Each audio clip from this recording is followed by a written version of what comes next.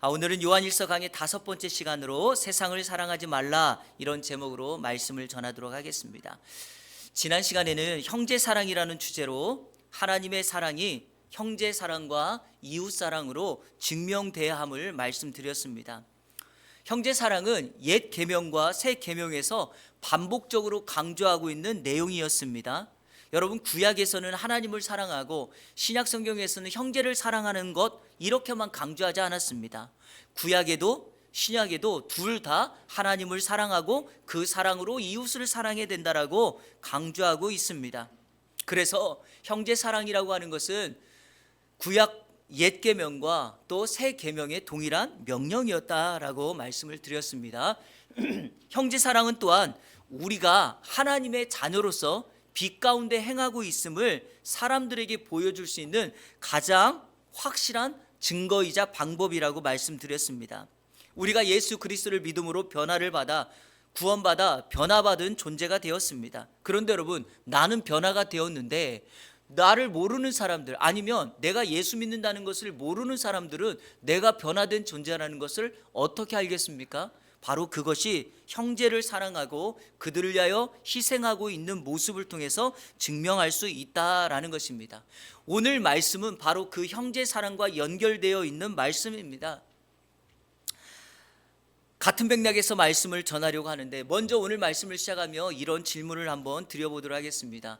결혼 생활에서 가장 중요한 조건, 결혼하는 데 있어서 가장 중요한 조건은 무엇일까요? 라고 하는 질문을 받으면 여러 가지 답을 알 수 있을 것입니다. 이게 통계적으로 나온 건데요, 미국에서는요, 인생관이 같아야 된다라가 1번이었습니다. 그러니까 결혼을 하려고 하는 대상자들은 인생관이 같아야 돼요.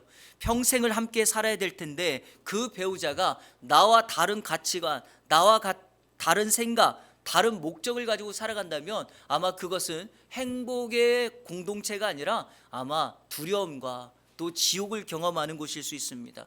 여러분, 한국은 어떨까요? 결혼 정년기에 있는 젊은이들에게 결혼에 있어서 가장 중요한 조건이 무엇이냐라고 물으면 1번으로 나오는 답이 뭘까요? 경제적 안정입니다.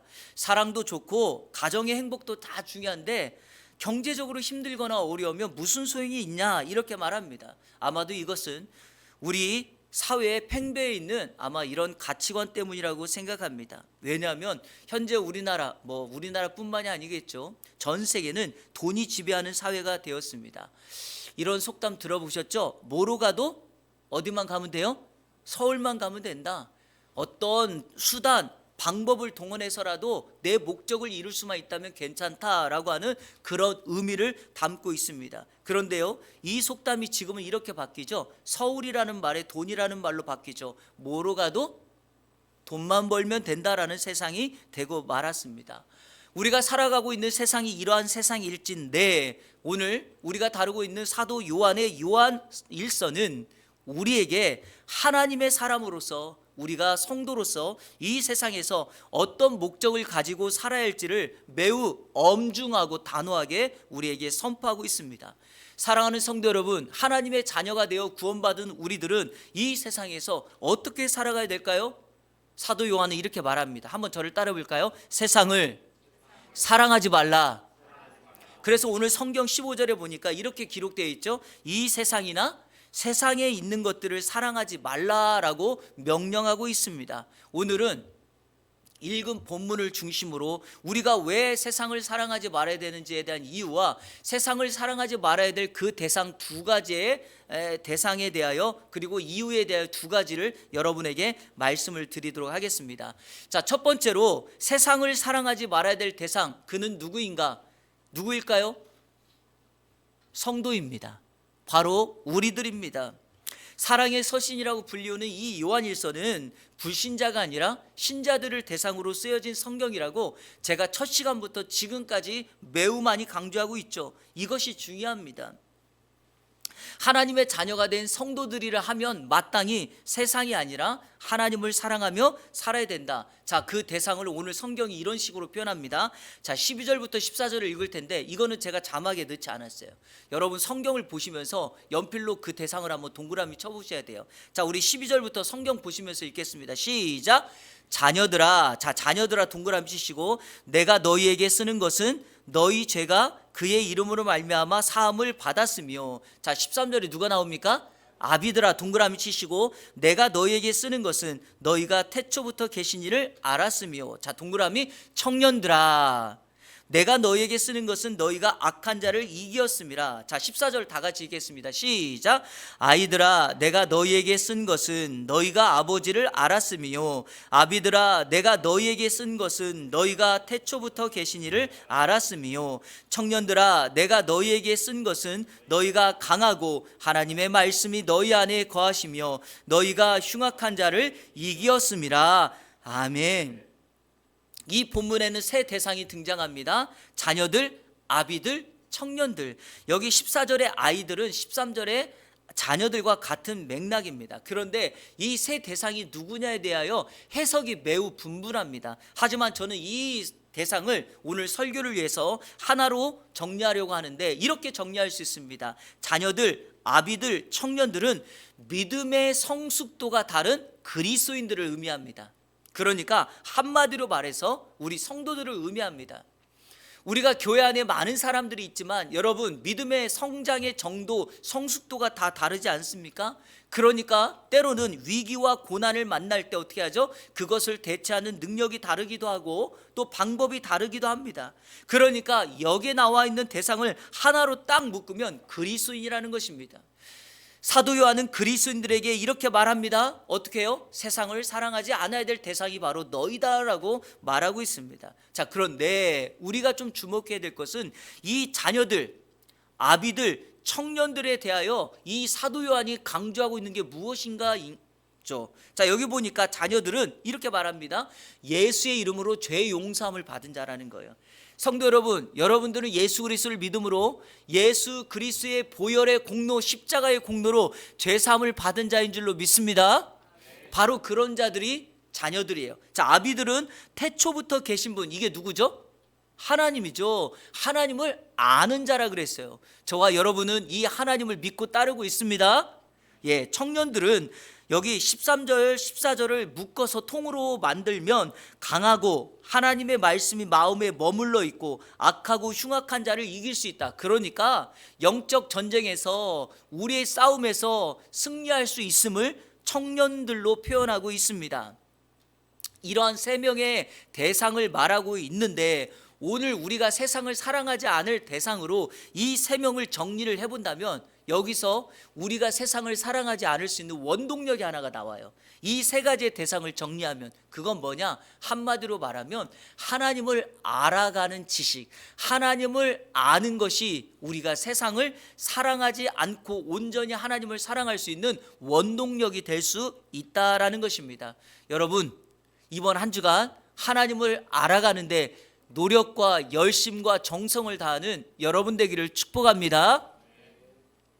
성경이 오늘 본문에서 강조하는 이 알미라고 하는 단어는 지식적으로 피상적으로 아는 것이 아니에요. 제가 예전에 한번 말씀을 드렸는지 모르겠지만 여러분 이 영어 문장에 이런 문장이 있어요. Do you know God? 이런 말이 있어요. 하나님을 아십니까? 라는 말이 있고요. Do you know about God? 이런 말이 있어요. 하나님에 대하여 압니까? 라는 질문이 있어요.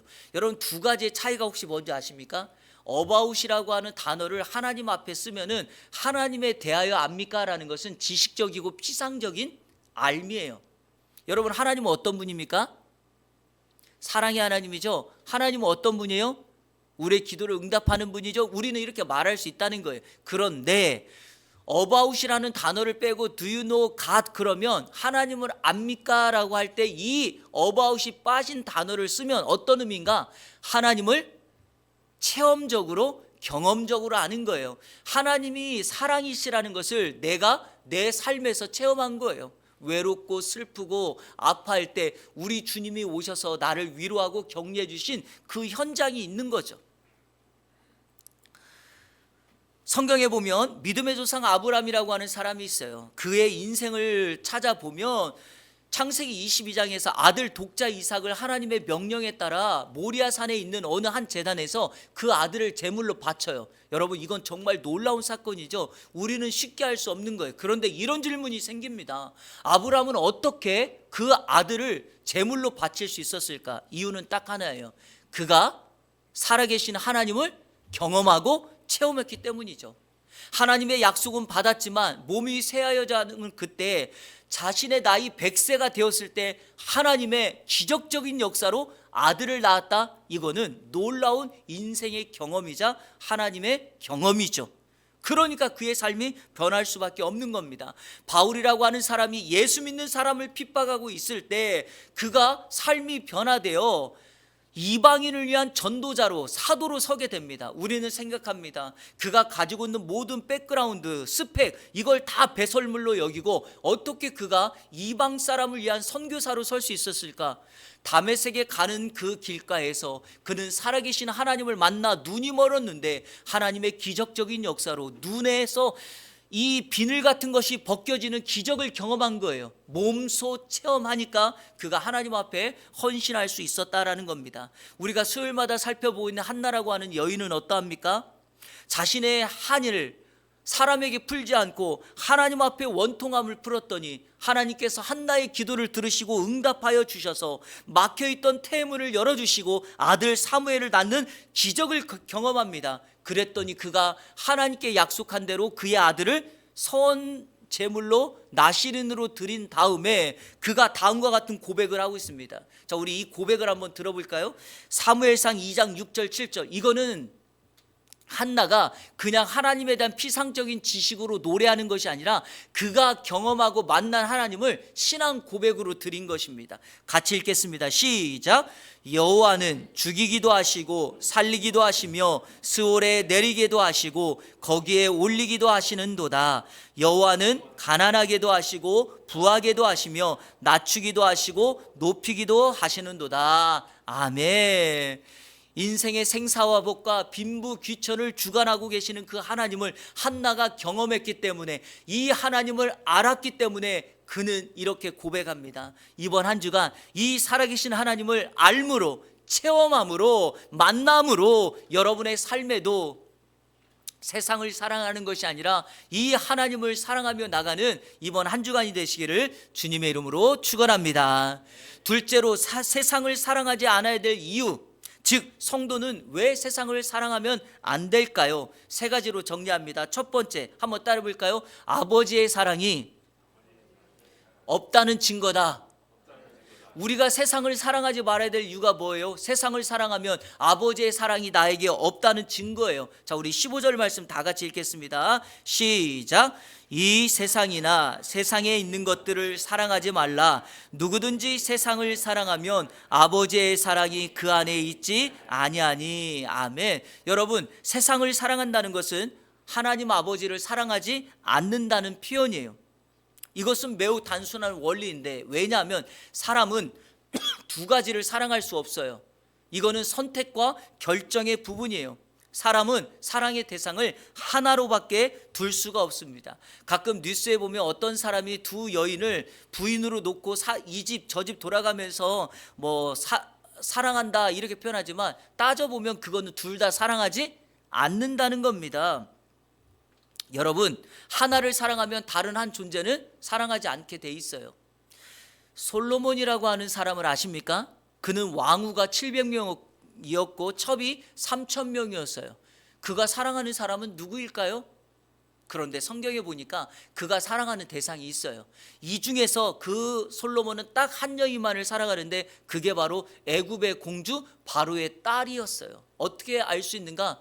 솔로몬은 그 많은 여인들 가운데 이 바로의 공주를 사랑함으로 자신의 모든 것을 그 여인에게 올인합니다. 그래서 하나님이 아닌 우상을 섬기고 제단을 만들고 하나님 앞에 불신과 배신으로 나간 이유가 바로 애굽의 공주 바로의 딸을 사랑했기 때문입니다. 이것은 무슨 의미냐? 사람은 한 존재만을 사랑할 수밖에 없다라는 거예요. 내가 A를 사랑하면 B는 뒷전이 되는 겁니다. B를 사랑하면 A는 감춰지게 되어 있다는 것입니다. 내가 세상을 사랑한다? 하나님 사랑하지 않는다는 거예요. 그러면 내가 세상을 사랑하지 않고 하나님을 사랑한다는 표현은 무엇일까요? 하나님만을 바라보며 그분의 길을 따라간다는 이야기입니다. 그러므로 내가 세상을 사랑하지 말아야 될 이유는 예수를 믿어 하나님을 사랑한다고 하는 우리가 하나님 사랑이 내 안에 없다는 증거가 됩니다. 자, 두 번째, 우리가 왜 세상을 사랑하면 안 될까요? 이 세상 사랑은 한번 따라해보세요. 사단으로부터 온 것이다. 여러분, 세상 사랑은 하나님에게 온 것이 아니에요. 그래서 성경은 하나님이 늘 이렇게 말합니다. 성경에서 세상은 사랑의 대상이 아니다. 하나님을 사랑하라, 이웃을 사랑하라 라고 말했지 한 번도 세상을 사랑하라고 말한 적이 없어요. 자, 16절 말씀 다 같이 한번 읽겠습니다. 16절 시작. 이는 세상에 있는 모든 것이 육신의 정욕과 안목의 정욕과 이생의 자랑이니 다 아버지께로부터 온 것이 아니요 세상으로부터 온 것이라. 아멘. 자, 이 말씀을 설명드리기 전에 세상에 대한 정의를 좀 해야 됩니다. 성경에 보면 제가 앞서서 했던 말을 간혹 가다가 이제 궁금증이 생기는 분 있죠. 이상하다. 요한복음 3장 16절에 보면 이런 말씀 있죠. 하나님이 세상을 이처럼 사랑하사. 하나님이 세상을 사랑했는데 왜 우리에게 세상을 사랑하지 말라라고 했을까? 이것은 세상의 정의를 좀 다르게 해야 돼요. 무슨 말이냐? 정확하게 표현해야 돼요. 요한복음 3장 16절에서 하나님이 세상을 사랑했다라고 하는 이 말은 하나님이 만드신 모든 세계, 세상을 의미합니다. 이해되셨죠? 그러니까 하나님의 창조 세계 그 세상을 사랑하라고 한 거예요. 그런데 오늘 사도 요한이 본문에서 세상을 사랑하지 말라고 말한 이 세상은 사단에 의하여 죄악으로 오염되고 타락된 세상을 의미하는 거예요. 다시 말하면 세상에서 악한 요소와 타락의 요소들이 지배하고 머물러 있는 그 세상을 의미합니다. 우리가 예수를 그리스도를 믿어 하나님의 자녀가 되었고 천국 갈 백성이 되었지만 여전히 우리는 이 세상에 살아가는데 우리가 살아가야 될 이 세상이 바로 사단의 지배 속에, 사단의 죄악의 오염 속에 있는 세상입니다. 여러분, 이것이 바로 우리가 겪고 있는 신앙의 딜레마입니다. 내가 예수 그리스도를 믿어 자녀가 되었으니까 이제 죄도 물러가고 사단은 나를 공격하지 않고 이렇게 살아가야 되는데 여전히 예수 그리스도를 믿었음에도 불구하고 우리의 삶의 현장은 사단이 지배하고 있는 죄악에 오염된 세상이라는 것입니다. 그런데 중요한 것은 이 세상을 우리 주님은 성도로서 하나님의 자녀로서 세상을 향하여 선포하라는 거예요. 나는 너희를 사랑하지 않고 하나님을 사랑하겠다. 그런데 이게 쉬운 일이 아니에요. 왜 그런가? 여기 보니까 우리가 읽었던 이 본문에 우리를 계속해서 유혹하고 있는 세상의 모습을 세 가지로 소개하지 않습니까? 그 세 가지가 뭐죠? 육신의 정욕, 안목의 정욕, 이생의 자랑입니다. 한번 따라 볼까요? 육신의 정욕, 안목의 정욕, 이생의 자랑. 이 세 가지를 쉽게 여러분에게 정리합니다. 육신의 정욕은 한번 따라해 보세요. 갖고 싶은 것. 안목의 정욕은 보고 싶은 것. 이생의 자랑은 되고 싶은 거. 여러분, 어떤 거 갖고 싶으세요? 어떤 거 보고 싶으세요? 어떤 거가 되고 싶으세요? 이게 바로 육신의 정욕과 안목의 정욕과 이생의 자랑으로부터 우리를 공격하고 유혹하는 세상의 모습입니다. 이해되시죠? 그러니까 우리는 늘 어떻게 해요? 갖고 싶은 게 너무 많아요. 어떤 사람은 이 육신의 정욕을 먹는 걸로도 많이 표현하죠. 왜냐하면 절제가 잘 안 되니까요. 안목의 정욕은 눈에 보여지는 것들, 여러분 보고 싶은 게 너무 많아요. 이생의 자랑은 말 그대로 세상에서 내가 사람들에게 박수 받는 거예요. 그러니까 사람들이 높은 자리에 앉으려고 하는 이유가 뭐죠? 내가 성공했다는 것을 사람들에게 보여야 하니까요. 그런데 오늘 제가 핵심적으로 강조하고 싶은 게 있어요. 세상을 사랑하지 말아야 되는데 우리 성도들이 세상에서 끊임없는 이 영적 전쟁 속에서 이 세 가지 것과 싸워야 되는 이 세 가지의 원리가 너무 우리에게 심각하게 다가온다는 거예요. 이유를 두 가지를 들어볼게요. 하나는 처음부터 지금까지 바뀐 적이 없어요. 이게 무슨 말이냐? 육신의 정욕과 안목의 정욕과 이생의 자랑은 인류가 시작할 때부터 지금까지 한 번도 바뀐 적이 없어요. 왜 그럴까요, 여러분? 이 공격이 먹히거든요. 이게 지금도 먹혀요. 육신의 정욕과 안목의 정욕과 이생의 자랑이 먹혀요. 자, 우리 인류의 죄가 처음으로 시작되었던 에덴 동산으로 한번 가볼까요? 옛뱀이라고 불리우는 사단이 하와를 유혹합니다. 하나님께서 지으신 선악을 알게 하는 나무의 실과를 따먹지 말라고 분명히 명합니다. 먹는 날에는 결단코 죽을 것이다가 아니에요. 결단코 죽으리라라고 하는 명령을 했음에도 불구하고 유혹합니다. 자, 창세기 3장 6절인데요. 제가 가로에 넣은 것을 같이 읽겠습니다. 시작.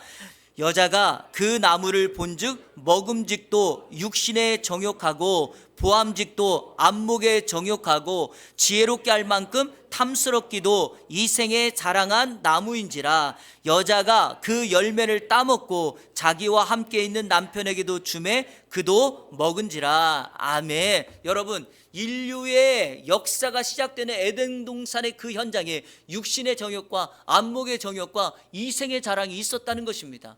자, 그런데 예수님 시대에, 예수님에게도 신약 시대에도 이 똑같은 유혹이 벌어집니다. 마태복음 4장에 보면 예수님께서 공생애를 시작하시기 전에 사단에게 이 유혹을 받는데, 이때 예수님께서 40일 동안 금식하고 계셨어요. 그때 사단이 나타나서 예수님께 명합니다. 이 돌들을 명하여 떡덩이가 되게 하라. 너 배고프지? 먹고 싶지? 이거 돌이 떡이 되게 해서 지금 먹어서 너의 육신의 정욕을 채워라 라고 말해요. 그게 바로 육신의 정욕이에요. 두 번째하고 세 번째가 마태복음에서 순서가 바뀌었지만 성경 꼭대기에 올라가서 뛰어내리라고 명하라, 사단이 그렇게 하라고 해요. 그러면 하나님의 천사들이, 사자들이 나타나서 너를 딱 들쳐서 너가 안전하게 살았다는 것을 볼 것이다. 그러면 사람들이 너를 취향할 것이다. 뭐죠? 이게 이생의 자랑이죠. 산 높은 꼭대기에 데리고 가가지고 예수님에게 천하만국을 보여주면서 이렇게 말을 합니다. 나에게 절하면 이 세상에 있는 모든 것들을 너에게 주겠다. 뭐예요? 안목의 정욕이죠. 놀라운 사실은 에덴 동산에도 예수님에게도 동일한 유혹이 있었는데, 오늘 저와 여러분이 살고 있는 이 삶의 현장, 그리고 저와 여러분들은 예외의 대상일까요? 결코 그렇지 않습니다. 심하면 심했지 덜하지 않고 더 심각한 상황입니다. 그러므로 우리는 이 전략, 바뀌지 않는 이 전략에서 우리는 쉽게 벗어날 수가 없다라는 것입니다. 자, 두 번째 또 하나의 이 세 가지가 심각한 이유가 있어요. 이 세 가지는 늘 우리에게 타협점을 제시해요. 타협점. 성경에서 세상을 가장 정확하게 표현하는 장소가 하나가 나와요. 그게 바로 애굽이에요. 애굽. 애굽은 사람들이 종종 세상의 모습으로 소개합니다. 모세가 민족의 지도자가 되어서 애굽에 살고 있던 이스라엘 백성들을 출애굽시키죠. 이게 뭐예요? 세상으로부터 건져내서 그들을 가나안 땅을 향하여 나아가는 구원의 백성으로 만드는 게 바로 이 과정이에요. 그런데 모세가 바로에게 찾아가서 어떻게 말합니까? 내 백성을 보내라. 내 백성이 저기 가서 하나님을 예배할 것이다. 그러니까 내 백성을 보내라고 합니다. 그런데 여러분, 바로가 쉽게 보낸가요? 그렇지 않죠. 거기에 보면 10가지 재앙이 내립니다. 이 10가지 재앙을 다른 말로 표현하면 바로가 10번이나 모세의 명을 거절했다는 표현입니다. 자, 그런데 이렇게 제안을 합니다. 바로가 모세가 가서 내 백성을 보내라 그랬더니 첫 번째 바로가 했던 말이 뭔지 아십니까? 가긴 가되 애굽에서 멀리 가지 마, 이렇게 말합니다. 보내긴 보낼 테니까 애굽에서 너무 멀리 가지 마. 우리가 부르면 언제든지 와야 돼, 이렇게 말해요. 그리고 다음에 모세가 또 가서 얘기하니까 이번에는 뭐라고 말하는가? 바로가 알았어. 그러면 여자들은 놔두고 남자만 가, 이렇게 말해요. 지금 계속 바로가 하는 게 뭐예요? 타협이에요. 타협. 그랬더니 나중에 모세가 또 가서 말하니까 이번에는 뭐라고 얘기해요? 그래, 여자들도 사람 다 가도 좋아. 양과 소는 놓고 가, 이렇게 말을 합니다. 그러자 10번째 재앙, 장자의 죽음이 덜컥 내려지고 나니까 바로가 가라고 말합니다. 그래서 모세가 백성들을 이끌고 애굽을 떠나오죠. 그런데 여러분 보세요. 조금 시간이 지나니까 바로가 후회하면서 전차 부대를 이끌고 그들을 죽이려고 쫓아오죠. 이게 뭡니까? 세상의 모습이에요. 세상은 여전히 우리로 하여금 그거 하지마, 안 할게. 그런데 어떻게 해요? 타협점을 제시해서 그런데 이게 10개인데 하나는 해도 돼. 이런 식으로 우리를 끊임없이 유혹하고 있다는 것입니다. 한마디로 말해서 세상은 우리를 쓰러뜨리고 넘어뜨리고 하나님이 아닌 세상을 사랑하는데 결코 포기하지 않습니다. 그래서 육신의 정욕과 안목의 정욕, 이생의 자랑이 우리 앞에 공격해 올 때 우리는 너무나 쉽게 무너지고 넘어진다는 사실이죠. 성도 여러분, 이 사실을 명확하게 아십시오. 갖고 싶은 것, 보고 싶은 것, 되고 싶은 것 멀리하고, 아니 그것을 대상을 하나님께로 바꾼다면 저와 여러분 반드시 이 유혹에서 이길 줄로 믿습니다. 세 번째, 왜 우리는 세상을 사랑하지 말아야 되는가? 그 이유가 있어요. 왜냐하면 이 세상의 것은 사라질 것, 소멸될 것이기 때문이에요. 자, 우리 성경 17절을 다 같이 읽겠습니다. 17절 시작. 이 세상도 그 정욕도 지나가되 오직 하나님의 뜻을 행하는 자는 영원히 거하느니라. 아멘. 여기 보니까 세상, 정욕 다 지나간다 그랬죠? 이게 사라진다, 소멸된다라는 거예요. 사랑하는 예안의 성도 여러분, 우리가 이 세상 살면서 없어지고 사라지고 소멸될 것에 우리의 인생의 목적을 두면 되겠습니까? 허망 없이 사라지는, 해가 뜨면 안개가 사라지듯이 빛이 들어오면 어둠이 사라지듯이 이런 것에 우리의 인생의 목적을 두면 되겠냐고요. 아닙니다. 17절 하반절에 우리 성도들은 사라질 것이 아니라 오직 하나님의 뜻을 행하는 자는 영원히 거한다. 사라지지 않을 영원한 가치, 보배로운 그것에 우리의 목적과 우리의 생애를 의탁해야 될 줄로 믿습니다. 사라질 것이 아닌 영원한 것, 그것과 관련해서 우리가 세상을 사랑하지 않고 하나님을 사랑하는 방법, 그 한 가지를 여러분에게 소개하며 오늘 말씀을 맺겠습니다. 자, 그 핵심을 마태복음 4장 4절에서 찾겠습니다. 우리 다 같이 한번 자막 보시면서 읽겠습니다. 시작. 예수께서 대답하여 이르시되 기록되었으되 사람이 떡으로만 살 것이 아니요 하나님의 입으로부터 나오는 모든 말씀으로 살 것이라 하였느니라 하시니. 아멘. 예수님께서 사단의 공격에서 자신이 그것을 물리치고 이길 수 있는 방법을 이와 같은 말씀을 소개하는데 이것은 신명기 8장에 있는 말씀을 인용한 겁니다. 그런데 이거는 오고 오는 모든 세대 인류에게 주시는 하나님의 말씀입니다. 그게 뭘까? 사람은 떡으로만 살 것이 아니요 하나님의 입으로부터 나오는 모든 말씀으로 살 것이다. 그래서 세상은 떡의 전쟁이라고 말합니다. 육신의 떡과 영의 떡인 하나님의 말씀의 전쟁. 이 세상은 두 종류의 사람이 있다고 말합니다. 세상의 떡을 추구하며 살 것이냐, 영의 양식인 하나님의 말씀을 추구하며 살 것이냐, 내 인생의 목적을 세상의 떡에 둘 것이냐, 육신의 정욕과 안목의 정욕과 이생의 자랑으로 점철되는 그것, 즉 갖고 싶은 것, 보고 싶은 것, 되고 싶은 것에 내 인생의 목적을 둘 것이냐, 아니면 영의 양식인 하나님의 말씀, 사라지지 않는 영원한 것, 하나님의 나라 상급을 보장하는 그 말씀에 내 생애를 둘 것이냐, 두 종류의 사람만 있을 것이라고 말을 합니다. 그러니까 세상의 떡으로 표현하고 영의 양식으로 표현하는 거죠. 그런데 하나님을 알지 못하는 사람들은 그 시선이 늘 하늘이 아닌, 하나님이 아닌 세상이기 때문에 떡을 추구할 수밖에 없어요. 그런데 하나님의 자녀간 우리 성도들은 결코 그렇게 살아서는 안 된다는 것입니다. 왜냐하면 목적과 가치관이 변했기 때문이죠. 제가 예전에 설교할 때 한번 여러분에게 소개했던 인물이 한 분이 있어요. 1881년 2년 우리나라에게는 이모군란이라고 하는 흥성대원군의 수구 세력과 명성황후의 이 진보 세력의 다툼이 생겼어요. 이게 왜 생겼냐? 군인들에게 월급을 제대로 못 준 거예요. 그래서 쉽게 말하면 돈 문제, 떡의 문제로 다툼이 벌어지게 되었습니다. 그때 흥성대원군의 이 수구 세력이 명성황후 민씨 집안을 완전히 멸하려고 노력을 했지만 그때 여러 곳곳에 일들로 인해서 명성황후가 살아요. 근데 그때 혁혁한 공을 세운 사람이 있어요. 사진 한번 보세요. 이수정이라고 하는 사람이 양반이에요. 이 사람이 명성황후를 도와서 명성황후의 생명을 지켰어요. 남편인 고종황제가 얼마나 기쁘겠어요. 그래서 이 이수정을 등단시킵니다. 그리고 이 이수정에게 특혜를 하나가 줘요. 그때 어느 누구도 갈 수 없는 그곳에 일본에 이 이수정을 유학 보내줘요.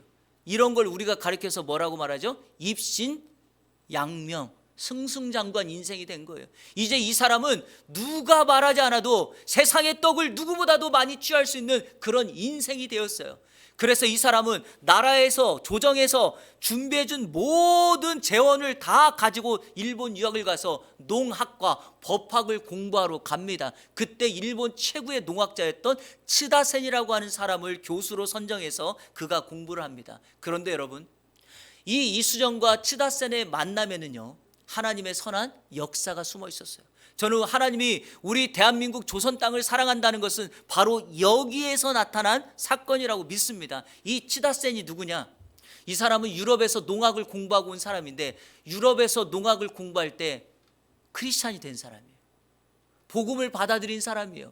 그가 일본에 와서도 일본이 선교사들을 받아들이고 하는데 이 사람이 엄청난 노력을 한 거예요. 그런데 이 츠다센이 이수정 자기 제자에게 성경책을 주고 성경을 읽으라고 한 거예요. 성경책을 읽으면서 이수정의 눈이 띄어지고 삶의 목적이 바뀝니다. 이유는 딱 하나예요. 그 안에 있었던 예수 그리스도, 한마디로 말해서 생명의 떡이신 예수 그리스도, 그분을 만났기 때문에 우리 조선이라고 하는 나라가 살 길은 세상의 떡이 아니라 영의 양식이신, 생명의 양식이신 예수 그리스도를 만나는 것밖에 없다라고 그가 말합니다. 그래서 그가 그렇게 준비했던 세상의 떡을 위하여 살아가는 인생의 길을 내려놓고 자신의 온 생애를 생명의 떡이신 예수 그리스도, 그분을 전하기로 그가 올인합니다. 그리고 그가 예수 믿기로 작정했을 때 그 일본에 와 있던 미국의 낙스 선교사에 의해 세례를 받음으로 기독교 역사에서 일본에서 최초로 세례받은 사람이 됩니다. 그때 이수정은 멈추지 않습니다. 낙스 선교사에게 이렇게 부탁합니다. 우리 조선 땅에도 당신과 같은 선교사가 필요하니 우리에게 선교사를 보내달라고. 그때 낙스 선교사가 이렇게 말합니다. 네가 그러면 간곡하게 호소하라. 그래서 이수정이 미국에 선교 편지를 써서 조선에도 선교사를 보내주십시오라고 편지를 써요. 그리고 그 편지가 미국 선교 잡지에 실리게 되고요. 놀라운 사실은 그로부터 1년이 지난 후에 미국에 있는 선교부에서 조선이라고 하는 그 미지의 땅에 선교사를 보내기로 작정합니다. 그리고 1년 후에 인도로 가려고 작정했던 한 선교사 언더우드가 하나님의 환상을 보고 와서 도우라고 말하는 그 환상을 보고 자신의 인생의 길을 인도가 아닌 조선이라고 하는 미지의 땅으로 바꾸어 그가 1885년 4월 5일 저 제물포항에 내려 이 땅의 기독교 역사가 시작되었죠. 사랑하는 여러분, 1885년 4월이죠. 이번이 몇 해입니까? 2025년입니다. 140년이 지났죠. 그 이수정이라고 하는 사람 때문에, 언더우드라고 하는 방향을 바꾼 그 선교사 한 사람 때문에 140년이 지난 저와 여러분들이 세상의 양식이 아닌 영의 양식, 사라지지 않는 영원한 빛 대신 예수 그리스도, 그분만을 신뢰하며 하늘 상급을 누리고 있습니다. 이제 우리도 오늘 이 사도 요한의 말씀을 듣고 우리의 길을 결정하고 선택해야 됩니다. 세상을 사랑할 것이냐, 하나님을 사랑할 것이냐, 여전히 세상의 떡을 추구할 것이냐, 영의 양식을 추구할 것이냐. 여러분들이 제가 돈을 벌지 말라 이런 거 아니지 않습니까? 여러분이 가지고 있는 모든 것, 여러분이 누리고 있는 모든 것을 향하여 하나님 나라, 그 세상에 하나님의 나라를 세워가며 생명의 떡이신 예수 그리스도, 그분의 양식을 전달하는 저와 여러분의 복된 한 주간이 되시기를 주님의 이름으로 축원합니다. 우리 다 같이 결단의 찬양 드리도록 하겠습니다. 내 손에 들려있는 지팡이 사용하셔서 주님만이 주되심을 나타내게 하소서. 맡겨주신 사명을 감당할 힘을 주시고 주 이름만 높이게 하소서. 때로 우리는 하나님 앞에 이런 하소연을 할 때가 있습니다. 하나님, 제가 좀 더 가져야지, 좀 더 쥐어야지, 좀 더 좋은 것을 누려야지 내가 누군가를 섬길 수 있지 않겠습니까? 아닙니다. 지금 당장에 그것이 아니라 지금 내 손에 쥐어진 것, 그것이 무엇인가를 보면 돼요. 지금 내가 가지고 있는 것, 그걸 가지고 하나님 앞에 나아가면 돼요. 지금 내가 할 수 있는 그 일을 하면 돼요. 그것을 우리 하나님이 보시고 홍해 바다를 갈라낸 모세의 지팡이로 그것을 사용하십니다. 그리고 하나님께서 그걸 통하여 우리에게 영원한 양식, 이 땅에 하나님을 사랑하고 하늘의 것을 추구하게 하는 그 은혜를 저와 여러분에게 누리게 하실 줄로 믿습니다. 그 은혜 가운데 이번 한 주간 승리하며 살아가기를 결단하며 우리 찬양 같이 고백하며 드리도록 하겠습니다.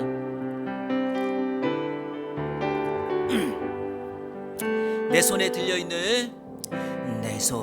들려있는 지팡이 사용하셔서 주님만이 주 되심을 나타내소서. 맡겨주신 사명을 감당할 힘을 주시고 주 이름만 높이게 하소서. 완악한 세상에서 믿음을 지키는 자로 선하신 주 의지하여 살게 하소서. 거룩한 백성으로 구별된 주의 자녀로 주 이름만 따르게 하소서. 나의 하나님 그는 여호와 유일하신 이름 그 위대하심 찬양해. 세상 속에서 구별된 자로 주가 주 되심을 나 선포하리라. 나의 하나님 그는 여호와 유일하신 이름 그 위대하심 찬양해. 세상 속에서 구별된 자로 주가 주 되심을 나 선포하리라. 하늘의 것을 구하게 하소서. 하늘의 것을 구하게 하소서. 영원한 것을 놓치지 않으리. 주님의 말씀 내 삶의 능력 되시니 나 주를 힘입어 그의 뜻 이루리. 내가 속한 곳 거룩해 하소서. 주님의 마음 놓치지 않으리. 주님의 세대 믿음이 여갈 증인이 되어 거룩한 주의 나라 세워가리. 아멘. 여러분, 세상은 악하고 힘들지만 하나님께서 우리들을 그 속에 보내신 이유는 뭘까요? 우리에게 능력이 있기 때문에 그래요. 그런데 제가 지난주에 말씀드렸던 것처럼 내 혼자 가면 힘이 없지만 내 아버지 하나님께 딱 붙어서 그분과 친밀함을 가지고 나아가면 하나님의 능력이 내 능력이 돼요. 우리 주님은 아세요. 저와 여러분이 바로 당신이 빛과 소금이라는 것을 아세요. 그러니까 그 세상에 보낸 거예요. 오늘 우리가 불렀던 이 찬양처럼 우리가 가는 그곳에 하나님의 나라가 세워지기를 원하는 거예요. 하늘의 것이 이 땅에 임하게 되는 겁니다. 왜 세상 사람들이 기독교를 욕하고 왜 예수를 믿지 않는다고요? 예수 믿는 사람이 예수님을 보여주지를 못해서 그래요. 우리가 예수님을 보여줘야 돼요. 이 땅에 오신 초대교회 선교사님들은 다 그렇게 살았어요. 예수님을 보여줬어요. 그래서 우리가 예수님을 증거한 거예요. 만난 거예요. 여러분, 왜 오늘 시대는 안 된다고 생각하십니까? 돼요. 할 수 있어요. 왜? 우리에게 능력이 있기 때문이죠. 나는 나 자신은 능력이 없지만 내가 붙들고 내가 믿고 있는 그분이 능력이 있기 때문에 그분만을 신뢰하며 나가는 거죠. 이번 한 주간 기도 살아갈 때 오늘 결단의 기도를 이렇게 드렸으면 좋겠어요. 하나님, 나는 연약하고 나는 힘이 없지만 내가 믿는 예수 그리스도, 그분은 능력이 있고 힘이 있기에 그분이 나와 함께 하여 주옵소서. 그래서 이번 한 주간 살아가는 내 삶의 현장에 그 하나님만 나타나게 하여 주옵소서. 두 번째로 기도합니다. 여러분이 선택하고 여러분이 말하는 그 한마디 때문에 우리 자녀들의 귀에 박히고 우리 함께 일하는 사람들이 그것이 귀에 박혀요. 내가 예수를 진짜 잘 믿고 있는지 아닌지를 우리 자녀들이 봐요. 아, 타협하지 않는구나. 내 엄마 내 아빠는 타협하지 않는구나. 예수님이 가장 귀하구나. 세상에 유혹거리가 많아도 하나님을 예배하고 하나님을 따르는 길을 우선하는구나 봅니다. 그래서 우리가 여기 불렀던 찬양처럼 주님의 세대에 믿음 이어갈 거룩한 증인이 바로 우린 거죠. 다른 사람이 아니에요. 제가 여러분을 위하여 대신 살아줄 수 없지 않습니까? 여러분들이 가정에서, 일터에서, 사업장에서 그렇게 살아가는 거죠. 그래서 오늘 기도할 때 하나님, 나로 하여금 사람들의 산 증인이 되게 하여 주옵소서. 마지막 세 번째로 이렇게 기도합니다. 말세 때가 다가온다고 하는 이 시대에 우리 이안교회가 이 땅에 세워진 복음의 전초기지가 되기를 원합니다. 하나님, 우리 이안교회를 통하여 잃어버리고 죽어가는 영혼들을 살리게 하여 주옵소서. 우리 세 가지를 놓고 다 같이 하나님 앞에 결단하며 기도하며 나갑니다. 기도하겠습니다. 좋으신 아버지 하나님 감사합니다. 오늘 말씀을 통하여 우리에게 결단하라고 우리 주님께서 명령하신 말씀을 붙듣습니다. 세상을 사랑할 것이냐 하나님을 사랑할 것이냐, 두 개만을 우리가 할 수 있는데 하늘의 보배 이 땅의 떡에 우리가 마음을 결단해야 되는 이때 하나님, 오늘 말씀을 붙잡고 하나님을 사랑하는 쪽으로 결단하며 나갈 수 있도록 인도하여 주옵소서. 나는 연약하고 부족하지만 우리 주님이 능력 있기에 주님을 의지하며 신뢰하며 나갈 수 있도록 인도하여 주시옵소서. 하나님, 우리 사랑하는 성도들의 일터와 사업장을 사용하여 주옵소서. 우리들로 말미암아 우리의 일터가, 우리의 사업장이, 우리의 가정이 하나님의 복을 받게 하여 주옵소서. 사람들에게 예수 그리스도를 증명하고 보여줄 수 있게 하여 주옵소서. 이수정처럼 주님을 만난 다음에 세상의 떡이 아니라 하늘의 양식이 우리의 인생을 살리고 우리 민족을 살리고 우리 공동체를 살릴 수 있음을 증거하며 고백하며 나갈 수 있는 사람 될 수 있도록 인도하여 주옵소서. 우리의 말 한마디 때문에 변화되고 도전받는 사람이 있습니다. 반대로 우리의 말 한마디 때문에 예수님을 저버리는 사람도 있을지 모르는데 하나님, 우리가 믿음의 산 증인이 되어서 우리의 자녀들, 우리의 다음 세대들, 무엇보다 우리의 함께 살고 있는 공동체, 일터와 만나는 사람들에게 예수 그리스도의 사랑을 실천하며 나갈 수 있도록 인도하여 주옵소서. 하나님, 우리 성도들, 우리 이안교회를 사용하여 주시고 이 마지막 때에 복음의 전초기지가 되어서 이 땅에 세상의 것을 막아내고 유혹을 물리쳐서 온전히 하늘 양식을 바라보며 살아가는 성도들 되게 하여 주옵소서. 하나님의 은혜와 사랑에 감사합니다. 오늘 말씀을 통하여 세상이 아닌 하나님을 사랑하며 나가는 예안의 모든 성도들 되게 하여 주옵소서. 예수 그리스도의 이름으로 축복하며 기도하옵나이다. 아멘.